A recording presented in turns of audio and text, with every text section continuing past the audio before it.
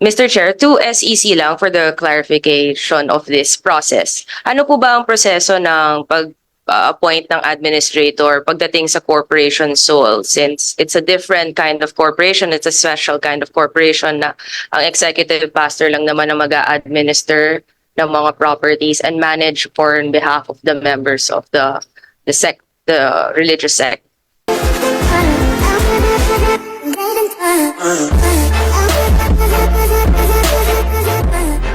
The Honorable Migs Ugrades is recognized. Attorney Migs. Mr. Chair, just for the clarification of everyone, tama po ba na yung nakita po kasi natin sa news yung whole administrator. So right now, it's not in effect. Just to be clear for the body and the public that hindi pa administrator, Mr. Chair, yung pag-a-appoint po. Yes.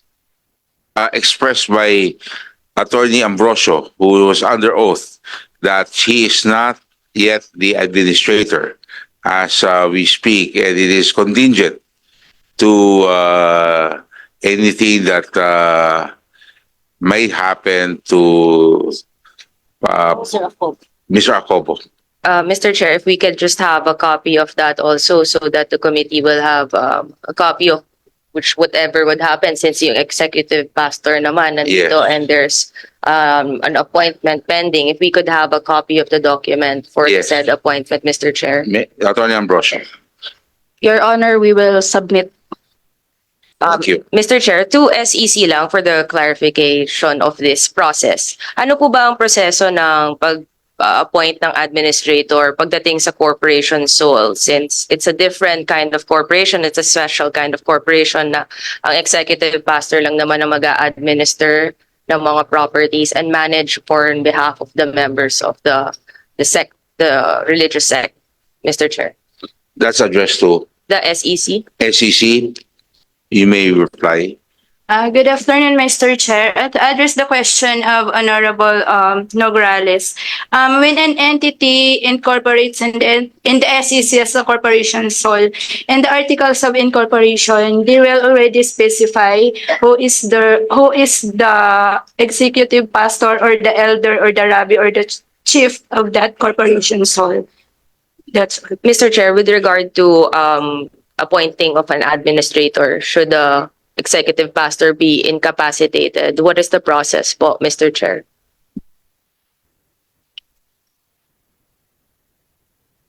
Per our record, with regard to KOGC, on December 16, 2022, Sorry, Mr. Chair, I'm just asking for a general process, not with relation to the KOJC, Mr. Chair. a letter of appointment will be issued by the current executive pastor to his successor.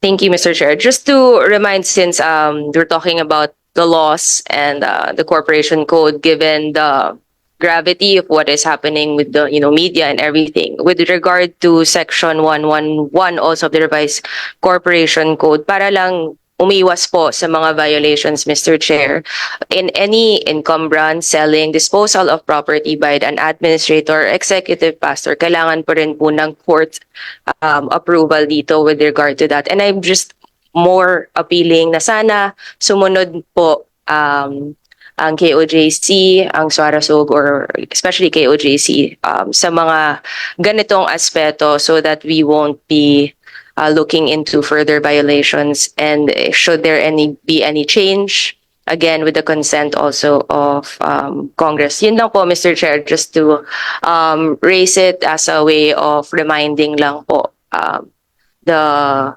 corporations on their procedural aspects para wala na po, iwas na po sa mga violations na pwedeng mangyari po, Mr. Chair. Thank you. Honorable Migs Nograles, SEC, please take note of the statement of the Honorable Migs Nograles. Thank you. Thank you. So, any other member that would like to speak for or against this measure? You have now the Honorable Gutierrez. Yes, Mr. Chair, sorry, before we proceed po, just a few questions. Like I mentioned, we had some material questions that were left unanswered. in the previous deliberations, and we'd like to take a crack at the theory of the good attorney Topacio that they might be able to answer po. No? So with the indulgence of this committee, may I proceed with my interpellation of the executive pastor? Yes. Mr. Chair, may I request that perhaps is the attorney Ambrosio capable of translating for Pastor Acobo? Yes. Okay, Mr. Chair. So that to keep it po within KOJC, no, while we no doubt appreciate the interpretation skills of the good attorney Tolentino, but we would like to have a separate po, no, para we're not confused where KOJC ends and where SMNI begins. So, Mr. Chair, may I ask the good Pastor Acobo, through the good attorney Ambrosio, in your GIS papers, may we begin? How long have you been with the KOJC? Your Honor, nagsugod ko sa pakiguban kong pastor since 1985. Your Honor, nagsimula po ako since 1985. Kipagsama kay Pastor since 1985. Mr. Chair, I noticed the good pastor does not need a translator to understand my question. But, Nakasabot ko, okay. okay, Your Honor, pero You understand. gusto You lang cannot akong express. I ang see. akong gustong isulti. You would prefer not to express in another language, or you are unable of expressing in another language? Mas prefer ko nga musulti og Bisaya, Your Honor. He prefers to answer in Cebuano or It is a Bisaya. preference. Okay. Thank you, Mr. Chair. Just for the record. So, Mr. Chair, I'd like to ask the good pastor, no? So, since 1985, but his appointment as executive pastor was on what date specifically? Nagsugod ang ako ang pagkahimong executive pastor, Your Honor. Atong time nga gipil upan na nako ang mga papers para sa Securities Exchange and Commission. Nagsimula akong maging executive pastor nung pinirmahan ko yung mga papers for the Securities and Exchange Commission. That was December 19, 2022. O pagka sunod nga tuig, January 4, 2023, giaprobahan sa SEC ang pagkahimo na kong executive pastor. It started in December 19, 2022, and on January 4, 2023, it was approved by SEC. Your Honor, may I make a clarification? So, what Pastor Marlon is pertaining to is the amended articles of incorporation, since corporation souls are not required to submit general information sheets. Okay, so we're now referring to the KOJC, Mr. Chair. But for the appointment, because, by the way, thank you, Pastor, for attending today. You know, we would have hoped that you were with us from the start. But we were under the impression, I believe it was one of the representatives of SMNI, that Pastor Acobo took over in 2021. How can we... 2020. 2021 daw po yung tala? 2022, Your Honor. 2022, nag-take Yeah. over. So the mentioned appointment papers by Attorney Tolentino was based on what? May we ask, Mr. Chair, the representative of SMNI? Your statement, well, his statement was Chair. 2021. If I'm not mistaken, of course, I I could be wrong. have with me, Mr. Chair, the certificate of appointment of Brother Marlon P. Jacobo, signed by Pastor Apollo C. Quiboloy, dated December 19 of 2022. Mr. Chair, may we ask the COMSIC? Yes. If I recall correctly, the previous hearings, it was alleged that it was sometime in 2021. May we check with the records of the, maybe we ask the committee to provide for the records of with the appointment papers, but probably after na lang po, no? Because there seems to be this was very distinct to me. I think, Mr. Chair, I have to clarify. I was talking about the participation of Pastor Apollo Quiboloy with respect to Suarasug Media Corporation, because Pastor Apollo Quiboloy was still a stockholder since in 2019, but in 2020 he is not anymore. In 2020, he's still is a stockholder of Suarasug Media Corporation. In 2021, he's also a stockholder of Suarasug Media Corporation, but in 2022, he already donated his share to Jesus Christ Workers Members Cooperative, Mr. Chair. Mr. Chair, sorry, just That's to why, Mr. clarify. Chair, I submitted our position paper today, Mr. Chair, to give emphasis to our stand, Mr. Chair. Mr. Chair, we would have appreciated siguro po yung position paper weeks or days ago so that we can properly understand. The position paper submitted today and the hearing today, of course, we cannot consider whatever the contents are, but rest assured that we will be studying that after Thank today you. po. No? So, Mr. Chair, so to clarify lang po, no? So, according to Executive Pastor, the appointment in GIS papers for KOJC 2022 po. The appointment letter, can we have a reading again of the appointment, Mr. Chair? Okay, Mr. Chair.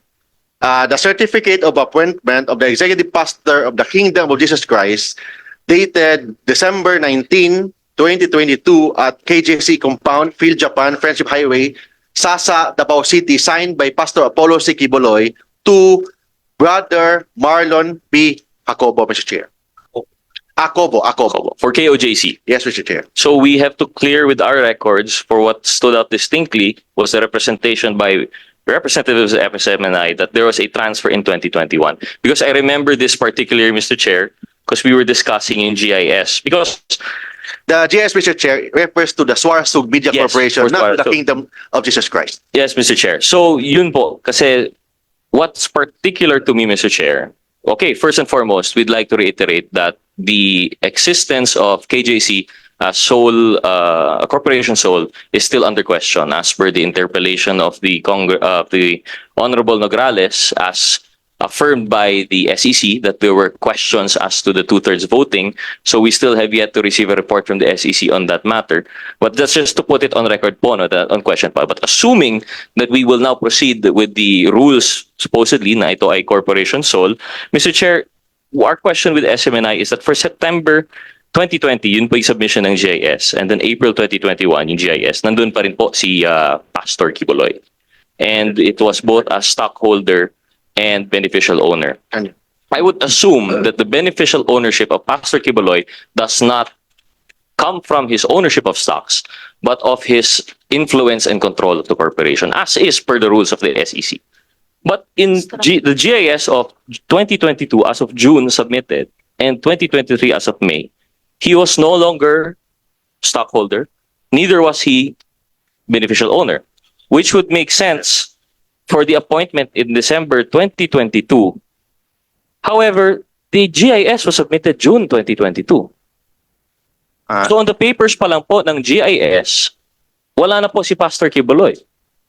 But the appointment was made in December. Kaya how do we explain this incongruency, Mr. Chair?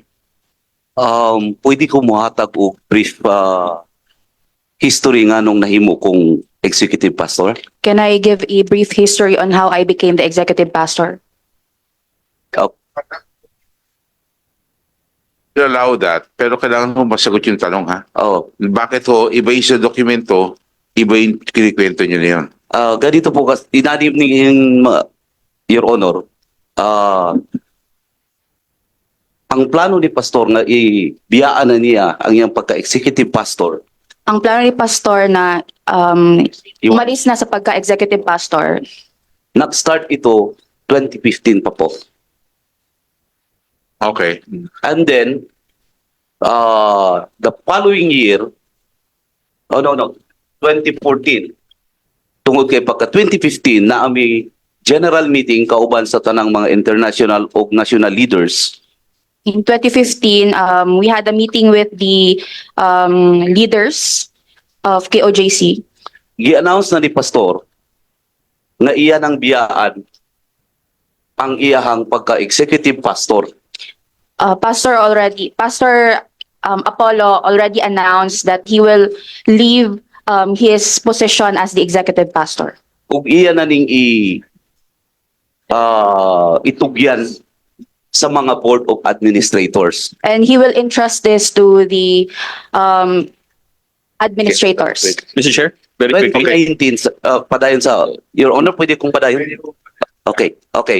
2019, giingnan ako ni pastor na ako sa succession plan sa Kingdom of Jesus Christ, 2019, naan ako sa succession plan. Nga ako ang musunod sa iya. In 2019, I was already in the succession plan. Na-formalize ni Your Honor, niadtong ni pirma ko sa tanang mga legal documents para sa SEC December 19, 2022. Intention pala yung 2016 kayo na. O 20, bakit hindi ho kayo 2016 o sa 2019 binigyan ng kayo na sa mga dokumento? Bakit ho sa December sa 2023 pa pumasok po ang pangalan ninyo? 2020. Sige, Your Honor, tungod kaya ng panahon na ako sa abroad, ang akong assignment nasa abroad. Na ako sa Middle East, na-assign, o sa Tibok, Africa. So, okay. So, okay. Tapos napag yung pandemic. Opo.